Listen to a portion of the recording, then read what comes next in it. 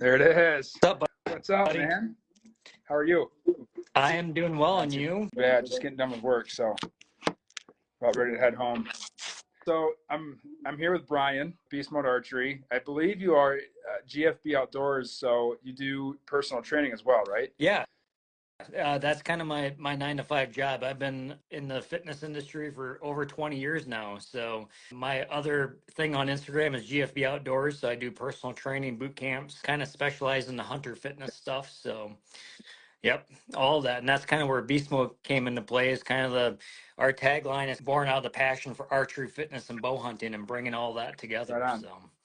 I haven't been to one of your events yet, but I'm signing up for the endurance event, and I've never done anything like that. So this year I'm signed up for an 18-mile trail race in the Bighorns in June, and then I'm going to sign up for that endurance event. So I'm doing some endurance stuff, but I've never done anything like it before, so I'm excited. Well, that's awesome. The endurance, well, with the endurance challenge being the end of April, that would be a good training tool and kind of a good benchmark for your trail race in the mountains then. So Yeah, I'm looking forward to it. Tell me about Beast Mode Archery. Like you said, it was started with the passion of fitness and hunting and archery.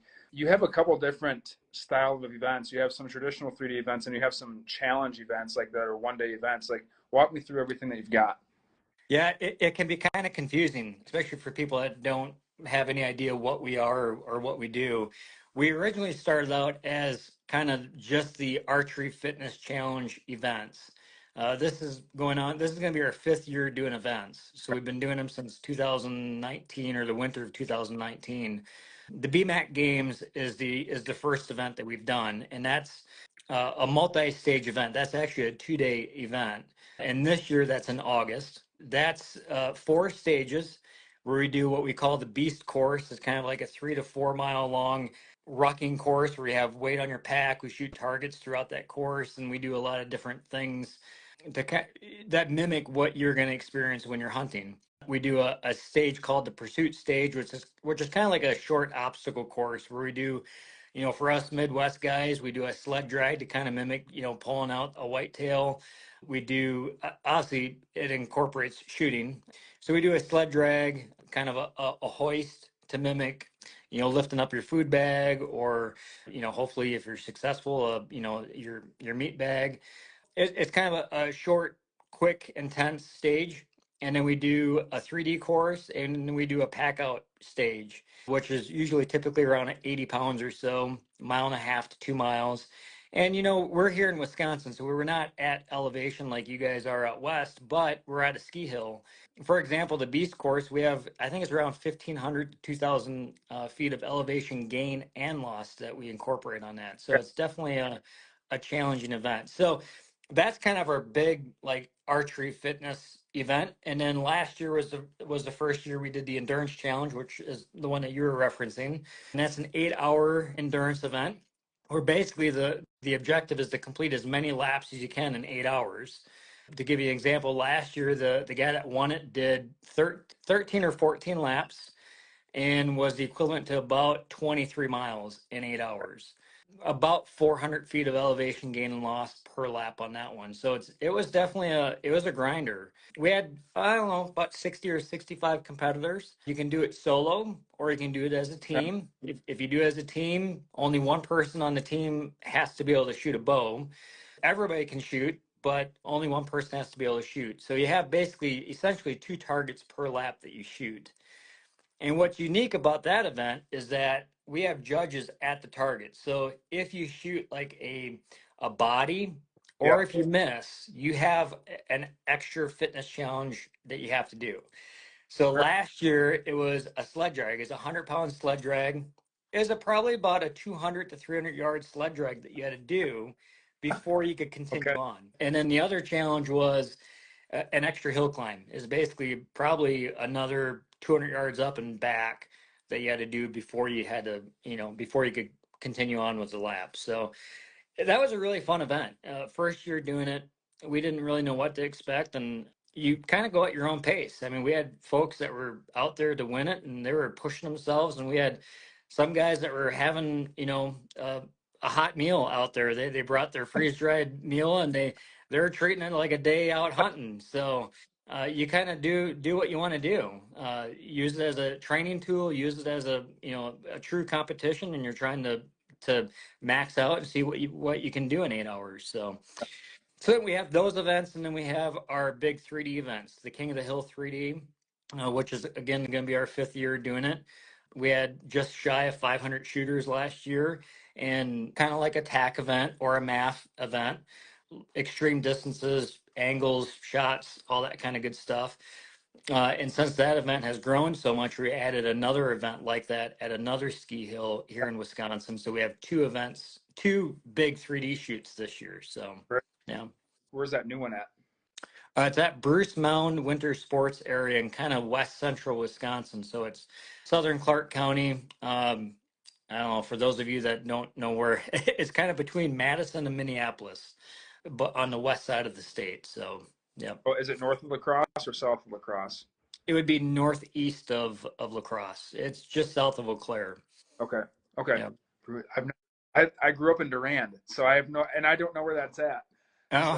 Black River Falls, Oh. Neilsville, but yep, it's 10 minutes from Black River Falls. Oh, okay. Right off the interstate. Yeah, it's right on the edge of the driftless. That's both of these ski hills are on the edge of the driftless area of Wisconsin. For those that don't know, that's kind of an area that was untouched by what they say, is the unglaciated area. So this part of Wisconsin is very hilly. We have a lot of bluffs.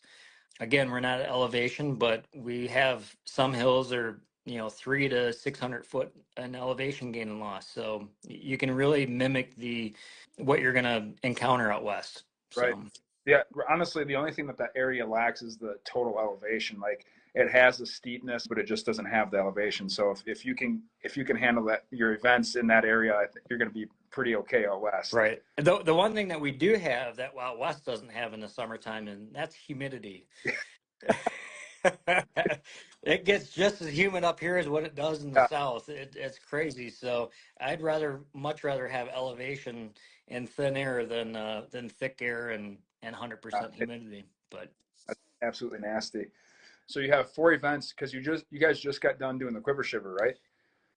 Yeah, our second year doing the Quiver Shiver, our outdoor winter event. I mean, here in Wisconsin, you just don't know what you're going to expect. The weeks leading up to that, that was on the 27th of January. The week to 2 weeks before that, it was about 30 below zero, and we had a lot of snow before the cold front came through. The month before, we had no snow. We've had kind of a weird winter. We had no snow, and then we had almost 2 feet within a week and a half. Then it got super duper cold and windy and just brutal. And I'm like, oh man, the targets get rock hard. Like I was afraid of how are we going to do this event because the targets are just like cement at that temperature. Luckily, it warmed up the week before the event and it was actually in the 30s. It was actually warm on our event. So everything worked out great. It was a super event. We had 30 competitors. I capped it at 30, just keeping it a small event because of where we're at the ski hill. Obviously, the skiing is going on, so we have a very small space that we can do this event in and keep everything safe. So we kept it small just for that reason, and that will always be a smaller event because of that reason. So I think it'll ever get to the point where you just can take the entire mountain or the hill for the weekend. A ski hill makes a lot of money in the winter time. You're talking about tens of thousands of dollars, and no, I don't think we'll get that big. Right. No. As far as the Cupid Fitness Games goes, what are you cool with tossing in the hat for a giveaway? Yeah, I think we talked about this, and now that you put me on the spot, I totally forgot. So I think what I'm willing to do is registration for any event that they want that they can make it to, and I'll also throw in a second registration for their buddy, so that they can get them, and whoever wins this, them and a buddy can come out and participate in whatever event they want. So right on, man. I appreciate that. Yeah, this area is if people want to make it kind of a mini vacation, you always hear about people in the east going west on vacation, but seriously, this part of the state is just a really cool part of the Midwest. And like you said, the only thing we're lacking is the altitude, or really the elevation. But if people are into trout fishing, the driftless area of Wisconsin is actually probably one of the best places in the world to trout fish, even better than out west. And that's kind of a secret for all the trout fishermen here are going to kill me for that. But I mean, if you're into any kind of fishing, I mean, we have awesome fishing here. Just a lot of outdoor stuff and a lot of cool things to see around here. Yeah, So it's different than out west, but it's a different kind of beauty. yep, for sure. All right. Well, I appreciate you taking the time to hop on tonight. Yeah, you bet. Let me know if there's anything else I can do, and I appreciate you having me on. No problem, man. Happy to help. Good. Looking forward to kicking your ass in April. I'm looking forward to it, man. I can't wait. All right. All right. I'll talk to you later. Yep. Thanks, Yep. Rob.